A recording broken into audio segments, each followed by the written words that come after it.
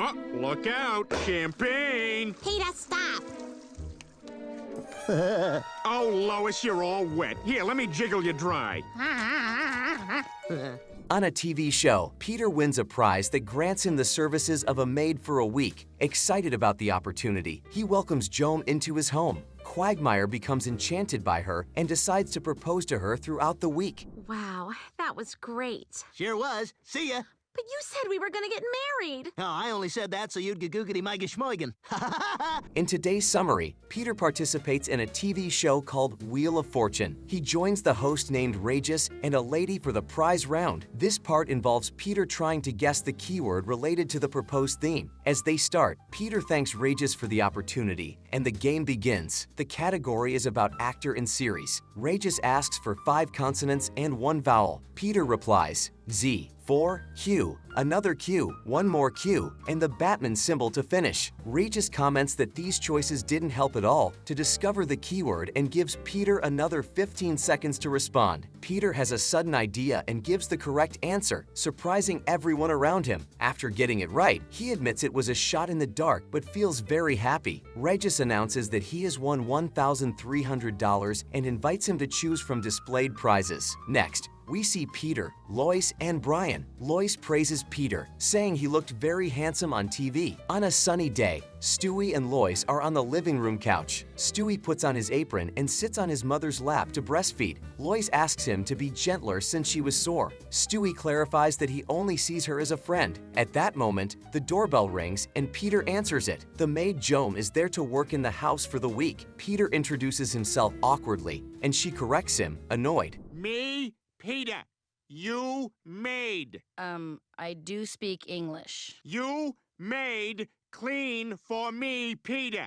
Lois intervenes, asking Peter to stop and introduces herself to Joam. Peter gets excited and says she will be his personal maid, considering it cooler than a magic ride he took. Now, we see Peter being literally cleaned by his maid, Joam. She is cleaning his belly button, and Peter comments that it's been a while since someone cleaned him. As she works, Joam pulls out a pack of cigarettes from Peter's belly button. He defends himself, saying he quit smoking 10 years ago. Then, she finds a DVD in the same area. Peter gets excited and says the afternoon will be fun. On Spooner Street, Peter is apparently walking, but it's actually his maid who is acting as a donkey for him. She comments on how humiliating the situation is, but Peter claims Lois wanted him to go to the store and the car was out of gas. Mr. Griffin, this is unbelievably humiliating. Hey, Lois wants me to go to the store and the car's low on gas. As they pass the signal, 2 identical guys riding another maid appear. Peter realizes the situation, and they decide to start a race. When the twins start, Peter falls on top of Joam, almost crushing her. We return to the Griffin house, where Brian is on the couch watching a series on his TV. Lois enters and sits beside Brian, who asks about the pain she's feeling. Lois explains that she was breastfeeding Stewie, and he bit her nipple again. Brian suggests taking a look, citing his experience with medical shows on TV. You see, the areola is very tender here, and I think one of his new teeth may have bitten down right on the duct.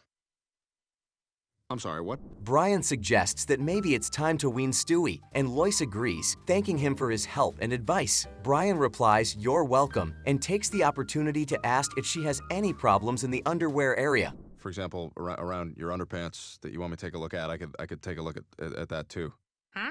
Please pull down your underpants. Then, we have Peter gathered with his usual friends, announcing that it was his maid's last night at his house. He appears holding a watermelon stuffed with chocolate pudding and fireworks. Peter asks Meg to hold the watermelon, claiming it's a thank you gift for her growing up. Meg agrees, but the watermelon eventually explodes, causing Meg to scream and run around the house, expressing her hatred for Peter. Peter calls his maid to clean up the mess and introduces her to his friends. When Quagmire sees her, it's love at first sight. She reciprocates his gaze, creating an instant connection. In a daydream, Quagmire dreams of a wedding in Paris where they communicate in French. Upon waking from the dream, he greets Joam and nervously invites her to dinner. She accepts, leaving Joe impressed with Quagmire's boldness. Hey, Quagmire, is that a banana in your pocket or a in your pocket? Outside Peter's house, Quagmire dreams again, imagining himself as a prince beside Joam. dancing like in Beauty and the Beast. They have adventures like Aladdin and Jasmine, flying over Saudi Arabia. In this scene, Lois calls Stewie for dinner, and he asks her to open her blouse. Lois explains that night he'll have a bottle. Stewie tries it and immediately spits it out, finding the bottle gross and disgusting. Peter calls Stewie and Brian to play basketball in the park. As he bends down to pick up the ball, Peter ends up overdoing it. Stewie and Brian are disgusted, and Brian compares the scene to a walrus flossing. The scene returns to Lois taking Stewie to the crib. She acknowledges that the bottle is not what he's used to, but hopes he'll get used to it soon. Now, Quagmire and Joam are on a beach drinking wine.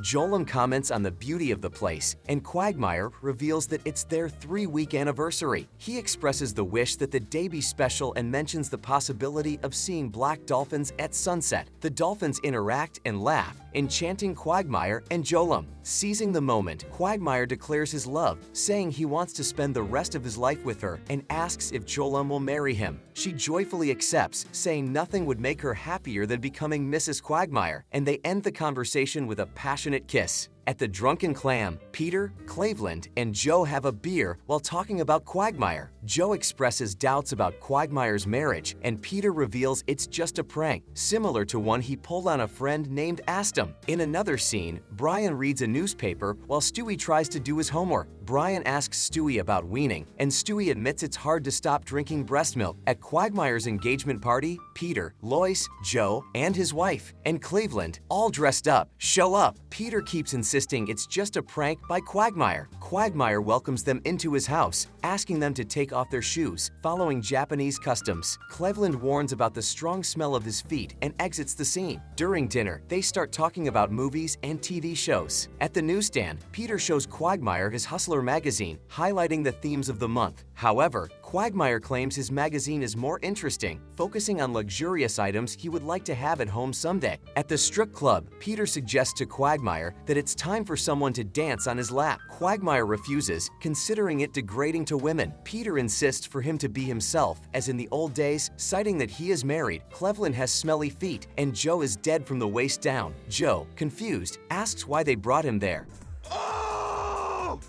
Why do you bring me here? At the park, Lois tells Brian that her breasts are very sore and have increased 2 bra sizes due to weaning. Brian asks about her old bras, and Stewie appears with binoculars, trying to reach a woman who is breastfeeding. He ends up taking the place of a baby, and Lois apologizes to the mother. Stewie criticizes the woman for using implants and claims that those are not real breasts, but fake. Back at the bar, Peter comments to his friends that Quagmire is acting strangely and that there is only one thing they can still do to stop the wedding. Cleveland replies that there isn't much to do since the wedding is scheduled for the next day. Peter, determined, states that he still has a surprise for Quagmire. At the church door on the wedding day, Quagmire thanks Peter for agreeing to be his best man. Peter accepts but reveals he has a surprise for him. Knowing Quagmire's foot fetish, Peter gifts him with the foot from the Statue of Liberty. Quagmire thanks Peter for the gift but expresses a desire to have Joam's feet. Peter gets upset, mentioning that the gift cost a lot of money, exactly $437,000, and asks Quagmire not to ask how he managed to raise that amount. At the Quagmire wedding banquet, Peter observes Quagmire angrily for his actions. Lois asks Peter to stop acting like that and to be happy for their friend. However, Lois' bra starts to tear, and she comments on the swelling in her breasts. Peter sees an opportunity to sabotage the situation to pique Quagmire's interest. When Quagmire becomes desperate about being married, he cries out loud, looking at the ring on his finger, admitting he made a terrible mistake.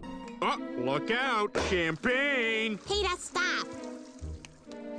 Oh, Lois, you're all wet. Here, let me jiggle you dry. Quagmire gathers his friends to announce he needs to end his marriage. He asks Cleveland how he got out of his marriage, and Cleveland mentions it was because Quagmire slept with his wife. Joe suggests it's easy to solve, just sending the wife away from home. Peter states that he's done it before with other women. Quagmire is then shown after making love with a blonde. He tells her he's leaving, and she asks why since he said they would get married. Quagmire reveals he only said that so she would give him oral sex, and his real intention was just to have sex with her, then turning around to imitate Woody Woodpecker. It's great. Sure was. See ya. But you said we were gonna get married. Oh, I only said that so you'd gegoogity my geschmoigen.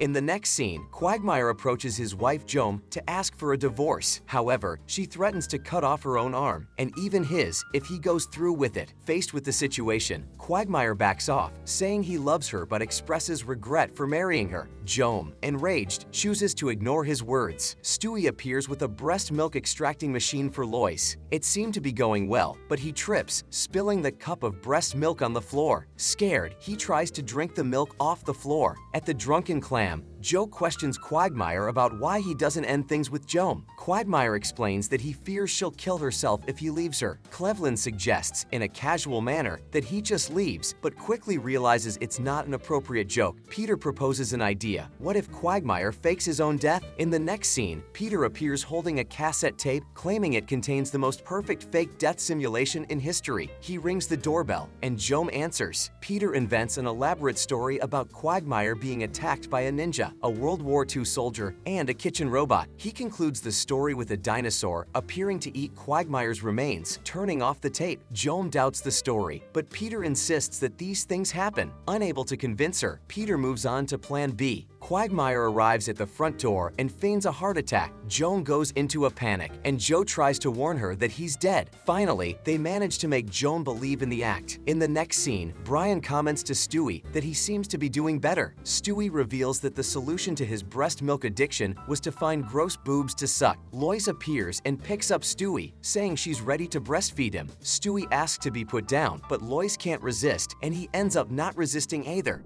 No, put me down! I beg of you! I just kicked the stuff! Damn you! You sick, twisted... I hate you!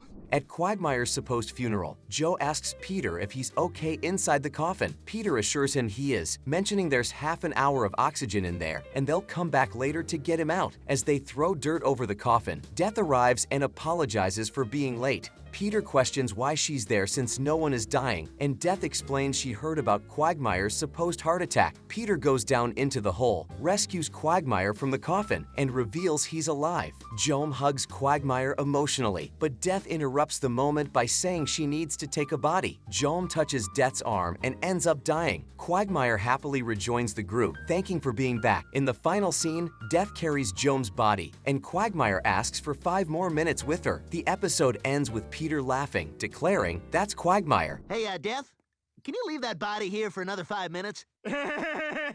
That's Quagmire!